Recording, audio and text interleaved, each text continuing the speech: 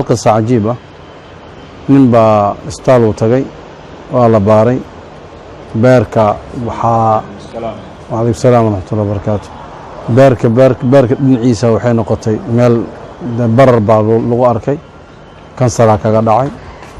marka waxa la dhahay xal ma lahan yani inaad ka dhimatid mooyaane nolol kale ma jirto waa dhiman doontaa almuhim markii saas dhahay khalaas wuxuu dhahay maadaama dhimanaysid muddada ku hartay u dhow ilaahay kitaabkiisa akhri quraanka ninkii quraan akhris buu bilaabay quraankii uu waday baqaro ka soo bilaabay asoo maray suuratu taaha ويسألونك عن الجبال فقل ينسفها ربي نسفا فيذرها قاعا صفصفا لا ترى فيها عوجا ولا أمتا عيدو كخشو عليكي معنا نو يقاني وكسو علي ويسألونك عن الجبال فقل ينسفها ربي نسفا بورهان اللي دقاجين دون يوم القيامة وميشان كحين دون أود أموين إن برر كان أو قلبك كدقن إنه إيقا كحي سبحانه وتعالى أود سنتاس وكبض انتهى جل جلاله ما إلهي بريو مركز دعو بلاوي وحو بلاوي إنه دعيستو إلهيو بورهان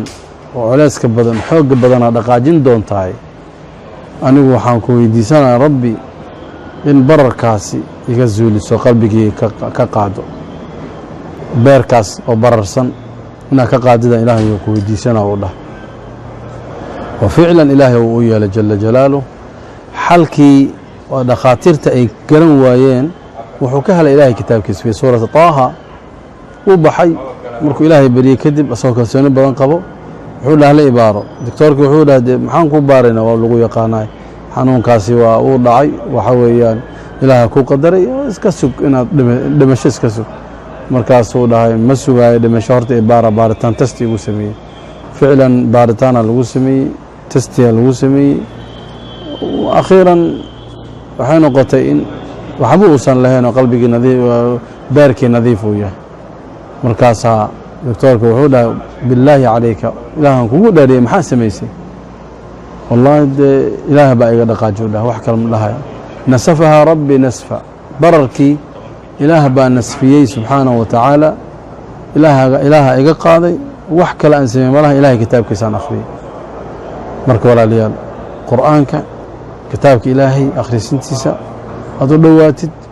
wax kasto baahi kasto ku hayso culays kasto ku hayo ظروف kasto ku hayso waxaad ka helaysaa fi kitaabillah aan calaaqa la yeelano ilaahay kitaabkiisa quraanka aan akhrino hadaan murugsanahay murugta quraanka naga zuulina insha Allah ta'ala bi amrillah hadii qalbiga uu xanuunsan yahay ilaah ba caafina jalla jalaaluhu haluna fi kitaabillah fi التمسك بالقرآن ilaahay kitaabkiisa aan qabsano وهذا كتاب أنزلناه مبارك فاتبعوه واتقوا لعلكم ترحمون صلى الله وسلم